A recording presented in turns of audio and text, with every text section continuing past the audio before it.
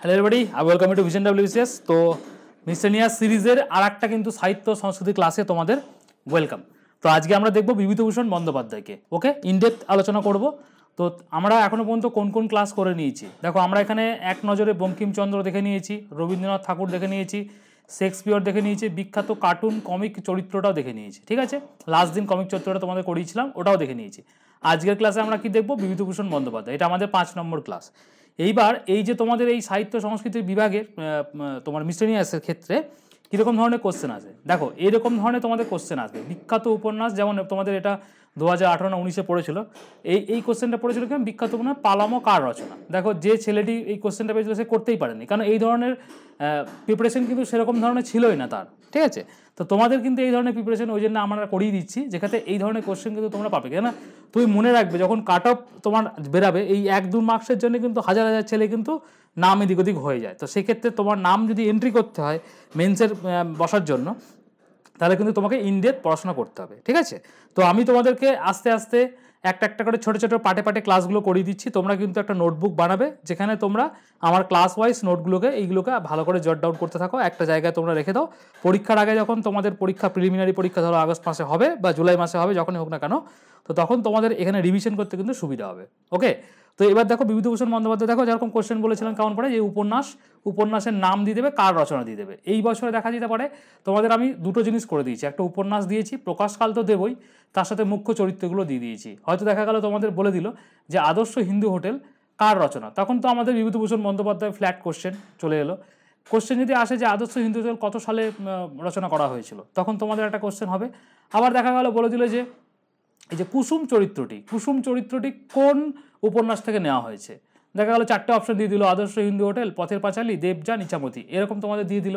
তোমাদের কিন্তু 3 রকমভাবেই কিন্তু আমি করিয়ে দিচ্ছি, যেখানে তোমাদের কোশ্চেন যেমনভাবে আসুক না কেন, যে আগের বারে তোমাদের এখানে ডাইরেক্ট উপন্যাস চেয়েছে বলে এইবারে উপন্যাসই চাইবে এমন নয়, এবারে উপন্যাসের চরিত্রগুলোও চেয়ে দিতে পারে। ঠিক আছে, তো সেক্ষেত্রে আমরা এক এক করে চলো এবার দেখে নিই। প্রথম আমাদের কি আছে? পথের পাঁচালী কত সালে প্রকাশকাল ছিল? সেটা হচ্ছে 1929 খ্রিস্টাব্দ। এর কিছু মুখ্য চরিত্র, সেগুলো হচ্ছে অপু, দুর্গা, হরিহর, সর্বজয়া, ইন্দিরা ঠাকুরুন। ভালো করে নোট ডাউন করবে, সবগুলো ইম্পর্টেন্ট। 2 নম্বরে কি আছে? আরণ্যকের প্রকাশকাল কত? 1345 বঙ্গাব্দ। ঠিক আছে, এর যে তোমাদের মুখ্য চরিত্রগুলো, সেটা হচ্ছে ভানুমতি, সত্যচরণ, মঞ্চি এবং দোবারুপান্না। ঠিক আছে, এটা হচ্ছে আমাদের মুখ্য চরিত্র কিসের? আরণ্যকের। চলে আসো আমাদের 3 নম্বরে কি বলেছে? আদর্শ হিন্দু হোটেল। এর প্রকাশকাল কবে? 1940। এর মুখ্য চরিত্র কি আছে? পদ্ম, কুসুম, হাজারি ঠাকুর। ওকে, নেক্সট আমাদের দেবযানের উপন্যাস, তার প্রকাশকাল হচ্ছে 1944 খ্রিস্টাব্দ। এর মুখ্য চরিত্র হচ্ছে যতীন, পুষ্প, আশা। ঠিক আছে, নোট ডাউন করে ভালো করে। নেক্সট হচ্ছে আমাদের ইম্পর্টেন্ট, সেটা হচ্ছে ইছামতি, 1949 সালে এর প্রকাশকাল ছিল। রামকানাই কবিরাজ, ভবানী বাণিজ্য বলতে ব্যানার্জি থেকে বাণিজ্য বলা হয়েছে। ঠিক আছে, তো এইটা খুব ইম্পর্টেন্ট কোশ্চেন তোমাদের এসে যেতে পারে, যে ভবানী বাণিজ্যের মুখ্য চরিত্রটি কোন উপন্যাস থেকে নেওয়া হয়েছে, বা বলে দিতে পারে বিভূতিভূষণের উপন্যাস ভবানী বাণিজ্য কোন কত সালে এর প্রকাশকাল, এরকম হতে পারে।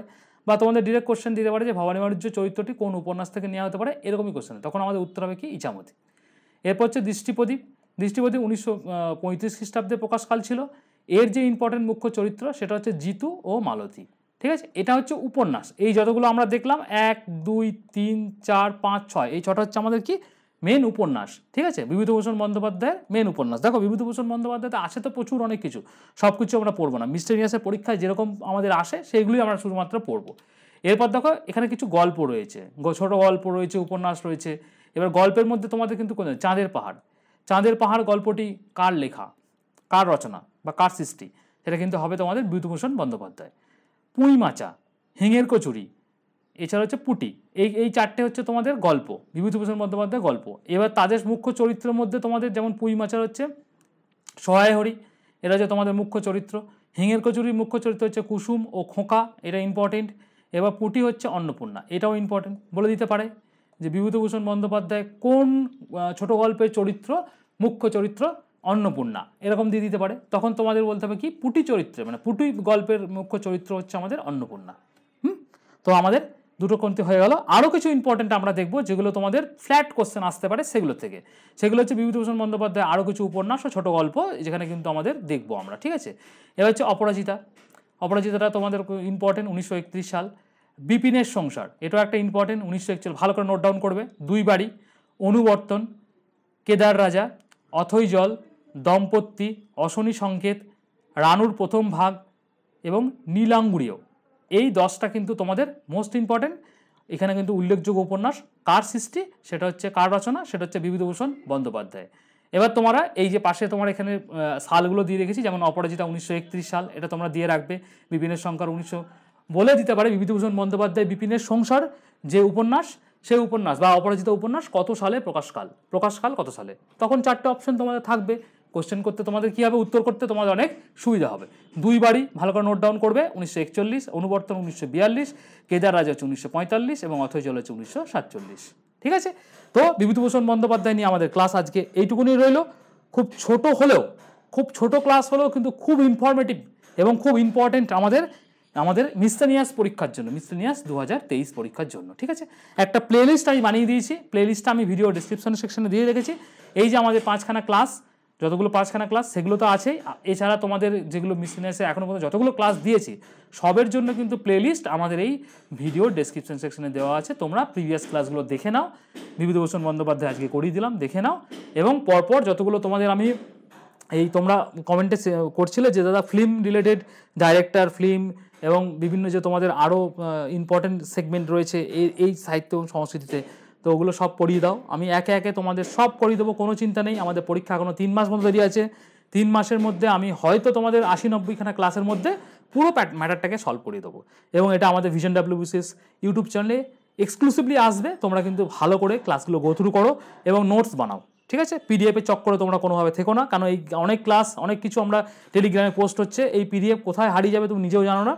সুতরাং তুমি নোটস বানিয়ে নাও, সব থেকে বেটার হয়। পরীক্ষার আগে কিন্তু ওই নোট খাতা খুলবে এবং প্রিপারেশনটা তুমি সেইভাবে নাও, ঠিক আছে।